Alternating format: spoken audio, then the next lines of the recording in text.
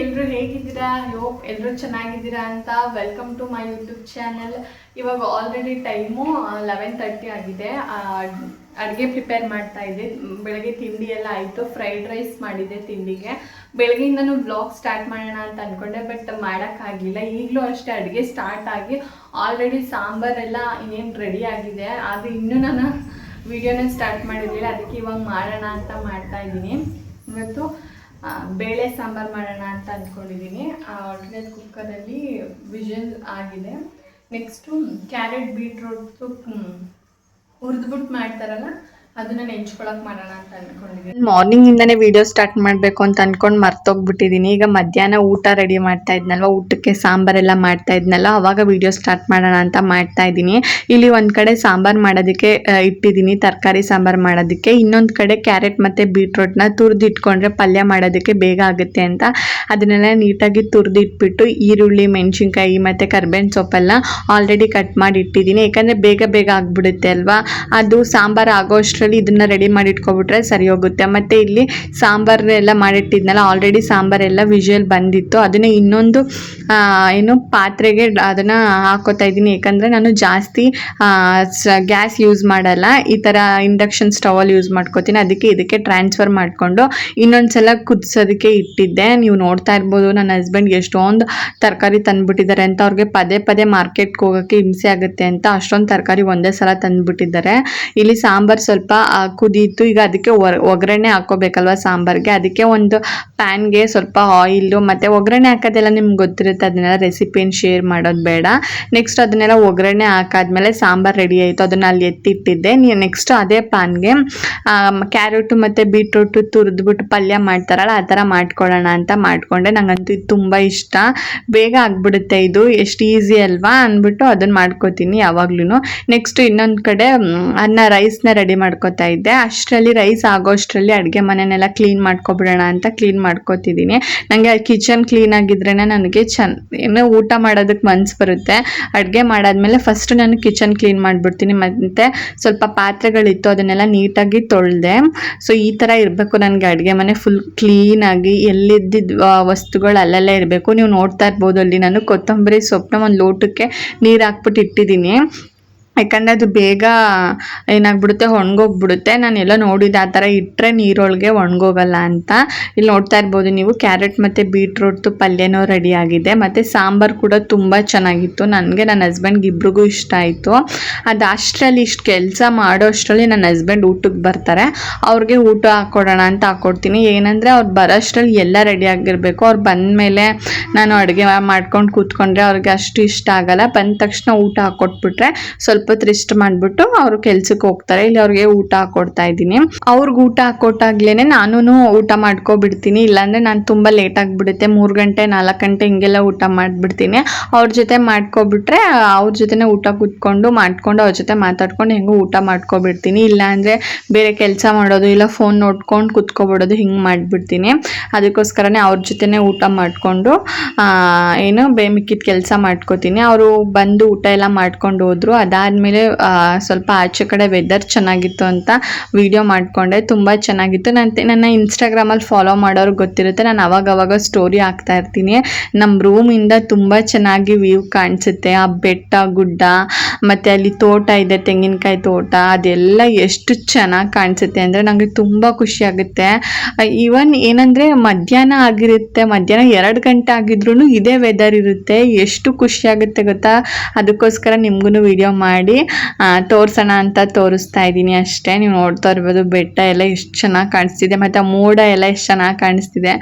ಈ ಒಂಥರ ರೆಸಾರ್ಟ್ಗಳಲ್ಲಿ ಇರುತ್ತೆ ನೋಡಿ, ಆ ಥರ ಅನಿಸುತ್ತೆ. ಆ್ಯಂಡ್ ಇದೇನು ಅಂದರೆ ನಾನು ಜಿಯೋ ಹಾಟ್ಸ್ಟಾರಲ್ಲಿ ಮಹಾಭಾರತ ನೋಡ್ತೀನಿ. ಅಲ್ಲಿ ನೀವು ನೋಡಿ, ವಿಡಿಯೋ ಯಾರೆಲ್ಲ ನೋಡ್ತಾ ಇದ್ದೀರಾ, ಜಿಯೋ ಹಾಟ್ಸ್ಟಾರಲ್ಲಿ ಸಬ್ಸ್ಕ್ರಿಪ್ಷನ್ ತೊಗೊಂಡ್ರೆ ನಿಜವಾಗ್ಲೂ ಚೆನ್ನಾಗಿರುತ್ತೆ. ಯಾಕಂದರೆ ಎಷ್ಟೊಂದು ಎಪಿಸೋಡ್ಸ್ಗಳು ಬಿಟ್ಟಿದ್ದಾರೆ. ಕೆಲವ್ರಿಗೆ ಓದೋದಕ್ಕೆ ಬೇಜಾರಾಗುತ್ತೆ ಮಹಾಭಾರತನೆಲ್ಲ, ಅಂಥವ್ರು ಈ ಥರ ವಿಡಿಯೋ ನೋಡಿದ್ರೆ ನಿಮಗೂ ಹೆಲ್ಪ್ ಆಗುತ್ತೆ ಅಂತ ತೋರಿಸ್ತಾ ಇದ್ದೀನಿ ಅಷ್ಟೇ. ಇವಾಗ ಆಲ್ರೆಡಿ ಟೈಮ್ 4:45 ಆಗಲೇ ನಾನು ಊಟ ಮಾಡಿಕೊಂಡು ನನ್ನ ಹಸ್ಬೆಂಡು ಬಂದಿದ್ದರು. ಅವ್ರಿಗೆ ಊಟ ಕೊಟ್ಬಿಟ್ಟು ನಾನು ಊಟ ಮಾಡಿಕೊಂಡು ಮಹಾಭಾರತ ನೋಡ್ತಾ ಇದ್ದೆ. ನಾನು ಅದನ್ನು ಹಾಕಿದ್ದೀನಿ ನೋಡಿ ಕ್ಲಿಪ್ಪಿಂಗ್ಸು. ನೀವು ಏನಾದರೂ ಜಿಯೋ ಹಾಟ್ಸ್ಟಾರ್ ಇದೆಯಲ್ವಾ, ನಂಗೆ ಸ್ವಲ್ಪ ಪ್ರೊನೌನ್ಸ್ ಏನಾದರೂ ತಪ್ಪಾಗಿ ಮಾಡಿದ್ರೆ ಅದನ್ನು ಸ್ವಲ್ಪ ಅಡ್ಜಸ್ಟ್ ಮಾಡ್ಕೊಳ್ಳಿ. ಜಿಯೋ ಹಾಟ್ಸ್ಟಾರಲ್ಲಿ ಮಹಾಭಾರತ ಎಪಿಸೋಡ್ಸ್ಗಳು ಬಿಟ್ಟಿದ್ದಾರೆ, ನಮ್ಮ ಕನ್ನಡದಲ್ಲಿ ಟ್ರಾನ್ಸ್ಲೇಟ್ ಮಾಡಿದ್ದಾರೆ, ತುಂಬ ಚೆನ್ನಾಗಿದೆ. ನೀವು ಹೋಗಿ ನೋಡಿ. ಮಹಾಭಾರತ ಎಲ್ಲ ನೋಡಿಕೊಂಡು ಸ್ವಲ್ಪ ಟೈಮ್ ಸ್ಪೆಂಡ್ ಮಾಡಿದೆ, ಮತ್ತು ನಿದ್ದೆ ಬಂದ್ಬಿಡ್ತು, ಮಲ್ಕೊಬಿಟ್ಟೆ. ಇವಾಗ ಸ್ವಲ್ಪ ಕಸ ಗುಡಿಸ್ಬಿಟ್ಟು ಏನು ಮಾಡೋಣ ನೋಡೋಣ. ಯಾಕಂದರೆ ಸಾಂಬಾರು ಮಧ್ಯಾಹ್ನನೇ ಮಾಡಿದ್ದೀನಲ್ವ, ಇವಾಗ ರೈಸ್ ಮಾಡಿದ್ರೆ ಸಾಕು.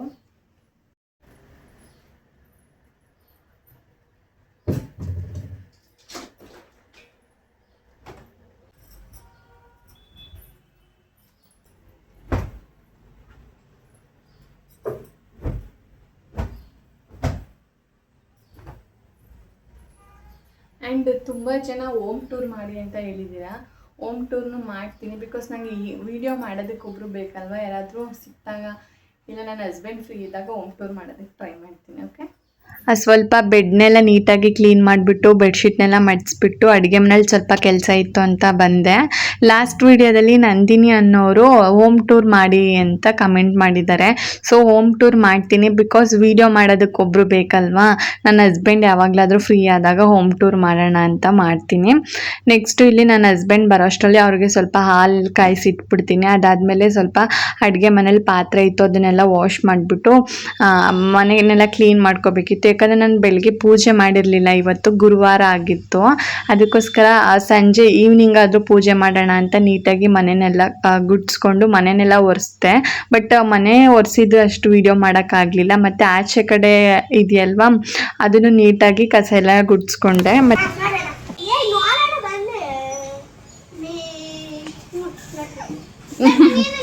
ಮಾಡ್ಕೊಳ್ಳಿ ಅಂತ ನಿಂತಿರೋದ ನೀನು? ಮಾಡ್ಕೊಳ್ಳಿ ಅಂತ ನಿಂತಿರೋದ? ಹಾಯ್ ಮಾಡು, ಮಾಡು ಹಾಯ್ ಅನ್ನು.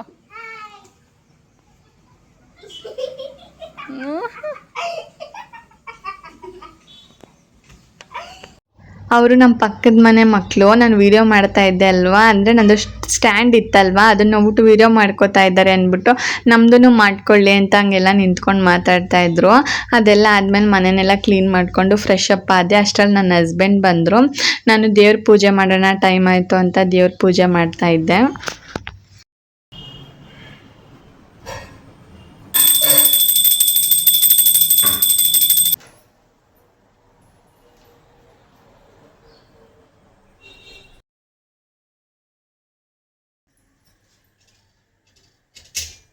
ಪೂಜೆ ಎಲ್ಲ ಮಾಡಾದಮೇಲೆ ನಾನು ಸ್ವಲ್ಪ ಇನ್ಸ್ಟಾಗ್ರಾಮ್ಗೆ ಮತ್ತು ಯೂಟ್ಯೂಬ್ಗೆ ವೀಡಿಯೋ ಎಡಿಟ್ ಮಾಡಬೇಕಿತ್ತು, ಅದನ್ನೆಲ್ಲ ಮಾಡಿಕೊಂಡೆ. ಮತ್ತು ಹಂಗೆ ಇನ್ಸ್ಟಾಗ್ರಾಮಲ್ಲಿ ತುಂಬ ಜನ ಮೆಸೇಜ್ ಮಾಡಿದರು ಮೀಶೋ ಅಪ್ಲಿಕೇಟೆಡ್ ಬಗ್ಗೆ ಯಾವ ಥರ ಅಪ್ಲೋಡ್ ಮಾಡೋದು ಹೆಂಗೆ ಮ್ಯಾಮ್, ಅಕೌಂಟ್ ಕ್ರಿಯೇಟ್ ಮಾಡ್ಕೊಳ್ಳೋದು ಹೆಂಗೆ ಅಂತ. ಅದಕ್ಕೋಸ್ಕರ ನೆಕ್ಸ್ಟ್ ವೀಡಿಯೋ ಅವ್ರಿಗೋಸ್ಕರನೇ ವೀಡಿಯೋ ಮಾಡೋಣ ಅಂತ ಅಂದ್ಕೊಂಡಿದ್ದೀನಿ. ಯಾವ ಥರ ಮೀಶೋದಲ್ಲಿ ಅಕೌಂಟ್ನ ಕ್ರಿಯೇಟ್ ಮಾಡಬೇಕು, ಯಾವ ಥರ ವೀಡಿಯೋಸ್ನ ಅಪ್ಲೋಡ್ ಮಾಡಬೇಕು, ಎಷ್ಟು ದುಡ್ಡು ಅರ್ನ್ ಮಾಡ್ಬೋದು ಅಂತ ನಾನು ನೆಕ್ಸ್ಟ್ ವೀಡಿಯೋದಲ್ಲಿ ಹೇಳ್ತೀನಿ. ಅದು ಊಟ ಎಲ್ಲ ಆದಮೇಲೆ ಕಿಚನ್ ಎಲ್ಲ ನೀಟಾಗಿ ಕ್ಲೀನ್ ಮಾಡಿಬಿಟ್ಟು ಇಲ್ಲಿ ಹಾಲನ್ನ ಕಾಯಿಸ್ತಾ ಇದ್ದೀನಿ. ನೋಡ್ತಾ ಇರ್ಬೋದು, ಕಿಚನ್ ನಾನು ನೈಟ್ ಈ ಥರ ಕ್ಲೀನ್ ಮಾಡಿಬಿಟ್ಟೆ ಮಲ್ಕೊಳ್ಳೋದು. ಎಷ್ಟೇ ಲೇಟ್ ಆದ್ರೂ ನಮ್ಮ ಮನೆ ಊಟ ಆಲ್ಮೋಸ್ಟ್ 7:30 7:45 ಆಗಿಬಿಟ್ಟಿರುತ್ತೆ ಟೈಮ್ ನೋಡಿ. ಊಟ ಎಲ್ಲ ಮಾಡಿ ಮುಗಿಸ್ಕೊಂಡೆ. ಇದಾಗಿತ್ತು ಇವತ್ತಿನ ವಿಡಿಯೋ. ನೆಕ್ಸ್ಟ್ ವಿಡಿಯೋದಲ್ಲಿ ಸಿಗ್ತೀನಿ. Thank you.